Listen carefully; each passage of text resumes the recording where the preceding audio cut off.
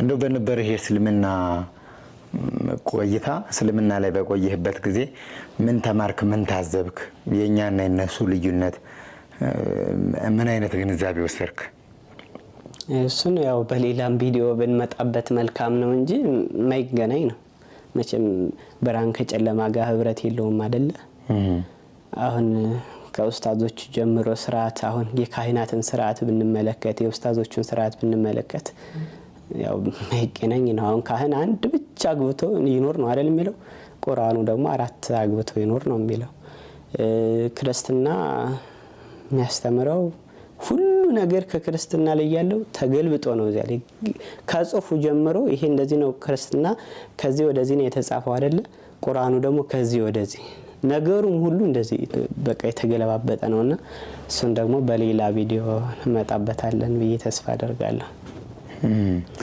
አሁን ባለበት ሁኔታስ ምንድነው የሚቸግር ምንድነው የሚያስፈልግ ሚዲያ ላይ ልትመጣ ይቻልከበት ሰዎች አቅማቸው በፈቀደ ሊያግዙ የሚችሉ የወደፊት ፍላጎት የወደፊት አላማ ወደ ነበረ እምነትህ ስትመለስ የተመለስክበት ሁኔታ እስቲ ይሄንን አያይዘህ ግለጸው እና እንግዲህ እንደነገርኩ እዚያም ገዳሙ ላይ ጋራ መድኃኔዓለም እንግዲህ አበምኔቱም ጀምረው የነገሩኝ ነገር በቃ ትልቅ ደረጃ ላይ እንደምደርስ በትምህርት በኩል ተመራ ትልቅ ደረጃ ላይ እንደምደርስ ብለው የማሉ ብዙ ካህናትና ብዙ ሰዎችም ሁሉ የማሉ ነው የሚነግሩኝ ማለት ነው እና አሁንም ቢሆን በጣም ሃይመሮ የቆየውበት የኖርኩበት በትምህርት ስለሆነ አሁንም ሃይመሮ የሰፍቶ ያለበት ትምህርት እንጂ ዓለማዊ ዕውቀት የተለየ ነገር የለኝም አሁን ስለ ቢዝነስ ምናምን የሚባል ነገር ምንም ዕውቀት የለኝም ስለ ትምህርት ግን እንዴት ማጥናት እንዳለብኝ ሰዎችን እንዴት ማስተማር እንዳለብኝ የሰዎችን ሃይመሮ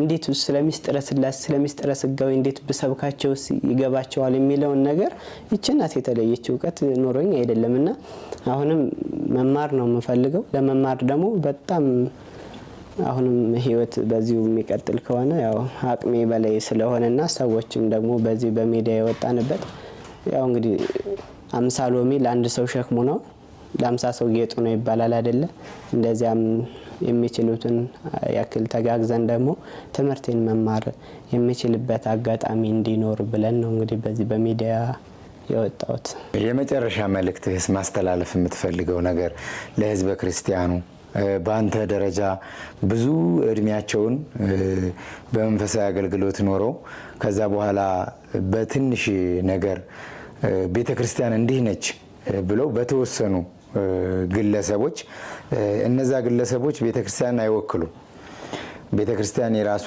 ዶግማ ቀኖና ስርዓት ትውፊት ብዙ ነገር አላት በክርስቶስ ደም የተመሰረተች ነች የገሃነም ደጆች የማያናውጧት ነች ግን ብዙ ሰዎች የራሳቸውን ጥቅም ለማስከበር ደግሞ ዛሬ ላይ እያናወጧት ነው ስለዚህ እንደዚህ አይነት አገልጋዮች ደግሞ ትውልድን የሚጠቅሙ ራሳቸው ትልቅ የቤተክርስቲያን ማረግ ላይ የሚደርሱ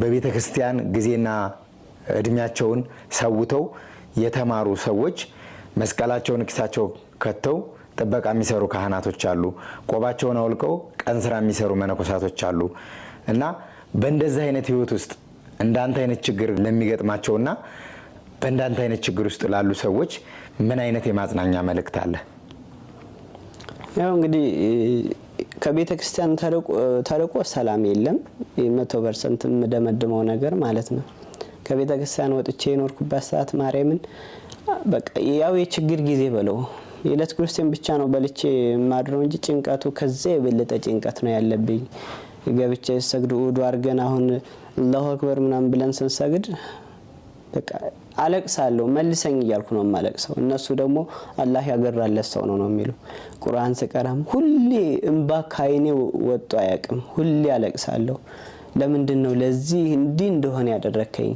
ዲያብሎስ ነው ወይስ ፈቅደህ ነው እንዴት ነው ምናምን ብዬ እንትን እንዳለው ሳለቅስ ነበርና አሁን አንዳንዶች ሰዎች ሊያስተምር ፈልገው ነው እዚያ ውስጥ አንተ ከተማርክ በኋላ የብዙ ሰዎች የመዳኛ ምክንያት ሊያደርግ ፈልገው ነው የሚሉም ብዙ ሰዎች አሉ አንዳንዶች ደግሞ ያው ችግር የማያደርገው የለም ምን ረሃብ የኢየሱስ ኩናት ከራብ ጦር ይሻላል። ራብ በጣም መጥፎ ነውና ከሌለ ደግሞ በሌለ ሰዓት ጧት ጀምሮ ነው የሚርበ እና ራብ መጥፎ ነው። ጾሜን ውዬ ጾሜን አድሬ አሁንም ውዬ ያደርኩበት ሰዓት አለ በጣም መንቀሳቀስ እስኪያቅተኝ ድረስ ማለት ነው። እንዲያም ሆኜ እኮ ምበለው የለኝም መጨረሻ ላይና በዚያ ምክንያት ነው የሄድኩት እንጂ እኔ ከቤተ ክርስቲያን ምንም የሃይማኖት ጸጽ የሃይማኖት የሆነ ነገር የእውቀት ማነስ የሆነ ነገር ምናምን ኖሮኛ አይደለም እና ከቤተ ክርስቲያን እነዚህ አሁን ለዚህ በተስፋ መቁረጥ ላይ ያሉ ሰዎች አንድና ሁለት አይደሉምና እነሱ ሰዎችም አንደኛ እኛ ብንተባበር እኮ አይደለም ልጆቻችን አይደለም ወንድሞቻችን ሌላ ማድረግ እንችላለን አይደለ? ሲሰባሰብ ብር ተሰባስቦ እኮ በነጥብ በሚሊዮን ብዙ 5 ሚሊዮን እንዲሁም ደግሞ 6 7 ተሰብስበው ውጭ ሀገር ነው የሚታከሙ ሰዎች እኮ አንድና ሁለት አይደሉም።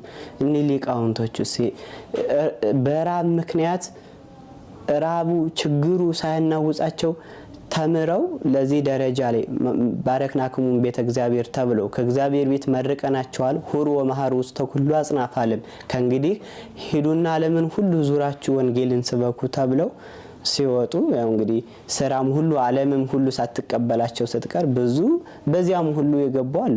እንደውም እኮ እኔናውን ብዙ ሰዎች አንተ እግዚአብሔር በጣም ይወድሃል ይላሉና ለምንድን ስላቸው በዚያውም እኮ ጠልቀው ይቀርዋሉ ይሉኛል።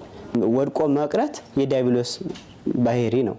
ወድቆ መነሳት ደግሞ ያዳም ነው። አዳም ወድቆ ነበር ተነስቷል። ወድቆ ደግሞ የቀረ ዲያብሎስ ነው እና ክርስቲያን አንድ ጊዜ ብቻ ሳይሆን 7 ጊዜ ሙሉ ይወድቃል 7 ጊዜም ሁሉ ይነሳልና ታንታን ኩለ ወዲቅ በእግዚአብሔር አንሳኒ እንዳለ ዳዊት እኔም ደግሞ ለመውደቅ ተፍገምግሜ እንደገና ደግሞ በእግዚአብሔር አንሳኒ እንዳለ ዳዊት እግዚአብሔር አንስቶኛልና ሁለተኛም ደግሞ እንዳልወድቅ ሁለተኛም ያ ነገር እንዳይከሰት ደግሞ ያው እንግዲህ የሚቻለንን ሁሉ በዚህ ተባብረን ያው ትምህርት መማር እንድችል ነው እንግዲህ ወደዚህ የመጣ ነው ማለት ነው። በችግር ውስጥ ያሉ ሰዎች አሉ። እኔ ራብን ስላየዋት ለተራቡ ሰዎች የማላዝንበት የማራራበት ምንም ምክንያት የለም። ችግርን አይቻታለሁ አንድ ብርም እንኳን ሳትኖረኝ ማለት ነው እና ለተቸገሩ ሰዎች እኔን መስለው ነው የሚታዩኝ። መንገድ ላይ የወደቁት ሰዎች ማንሳት ፈልጋለሁ። በተለይ ወላዲተ አምላክ ነው ብዬ የምነግርህ እና አላየ ደብረ ታቦር ወይብላ ማርያም ስማር ባጃጅ ተራዎች አሉና በልጅነት የጀመረ ቅዱስ ሚካኤልን እየዘከርኩት ነው ያደግኩት ማለት ነው። ቅዱስ ሚካኤልና ወላዲተ አምላክን ብዬ ነው የምነግር። ባጃጅ ተራዎችን 10 ብር 20 ብር 30 ብር 100 ብር 50 ብር አወጣጥቼ የተሰባሰበው 500 700 ብር ምናምን ከተሰባሰበ እዚያው ሙሉ ምጣድ ዳቦ ገዝቼ ቅዱስ ሚካኤልን ቀን እዚያው ለመልሽ ለነሱ ነው መዘከራቸው። የተረፈውን ወስጄ ለተማሪዎችን መዘከርበት አጋጣሚ ነበር። ወደ ባህር ዳር ስመጣ ደግሞ ባህር ዳር ሰላም አድርገው ማርያም እየተማርኩ ባጃጅ ተሮች ፔዳ የምትባላለችና እዚያ ባጃጅ ተሮችን አሰባስቤ እዚያውም ደግሞ ዳቦ ገዝቼ ዘክር ነበርና ኋላ ግን ያ ሁሉ እንኳን ልዘክር እኔ የምቀምሰውም ሁሉ ሳጣ በጣም ስሜት አለው። በጣም እኔ እንደተማርኩ ነው የሚሰማኝ። ግን ደግሞ እንዳልተማርኩ ሲሆን ቢያንስ እንኳን ይሄ ይሁን ብያለሁ። እንደ ሌሎቹ እንደ አሁን ቀደም እንዳልከው መስቀላቸውን በኪሳቸው ከተው ቀን ስራ የሚሰሩ መነኮሳትም ካህናትም አሉ።